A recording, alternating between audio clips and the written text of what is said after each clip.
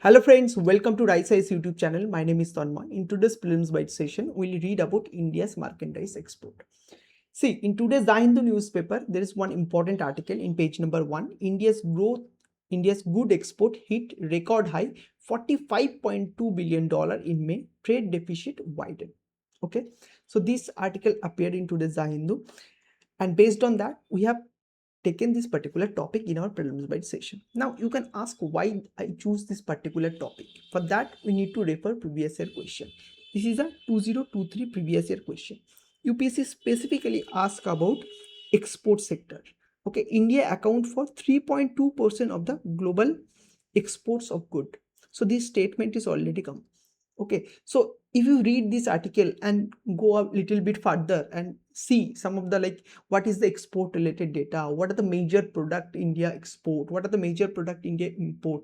So you need to based on this article you need to broaden your horizon and you have to see related important facts. Okay, so from this we can understand that yes, external sector, specifically export, is a very important for our exam.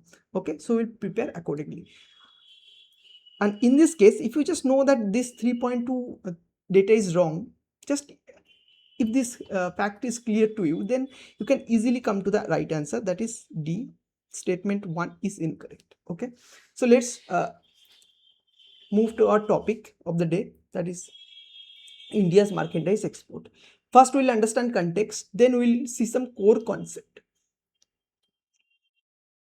We'll understand about current account, we'll understand about capital account, and then the most important thing is India's trade basket. What are the major product we export?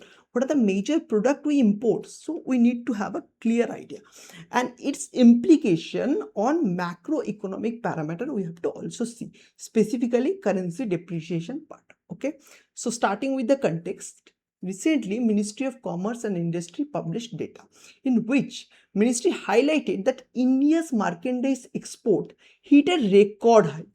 What is that record high? In May 2026, it hit $45.2 billion. Okay, 45 point. It is 18% higher than May last year. In May last year, it was $38.3 billion. So you all know that global supply chain disruption is happening due to West Asia crisis, and despite that India's export is increasing, so that is a very good sign. Okay, so we'll connect it with the static part. Okay, see, in our economy fundamental we read about India's external sector, and in that balance of payment we give more emphasis, and this balance of payment here we need to revise it quickly. Okay, see, balance of payment is a two component. One part is deal with current account and another part deal with capital account, right? And in current account we can further divide into two parts. One is visible and one is invisible. In this visible part there comes the balance of trade, and this balance of trade deals with trade of goods, both export and import. On the other hand, in invisible part, service export and import come, transfer, specifically remittances, these are all come in invisible part. Okay, and there is capital account investment, FDI, FPI, loan, bank account, FCNR. Okay, this type of bank account come. Okay, but we need to focus on this part, that is the current account. We all know that India, we are in a current account deficit nation. Okay, but we are capital account surplus, and one of the main reason of this current account deficit is that our balance of trade is negative. Why our balance of trade is negative? Because our import are very high but export are not that much. Okay, that is the reason why our current account we run in a deficit. Okay, and current account deficit for a prolonged time is not a very good macroeconomic indicator, and this is one of the main reason why government of India want to focus on export, so that they can increase the export. At the same time government also focusing on Atmanirbharata, so reduce the import, and this current account deficit one like fine day, like when we are developed nation by 2047, that time our export will be more and our import will be less, and will become current account surplus. So from current account deficit to current account surplus, we have to go a long journey. Okay, so that is the concept part, and how export is related to balance of payment, you understand that part. Okay, now we focus about trade basket. What are the major product India export?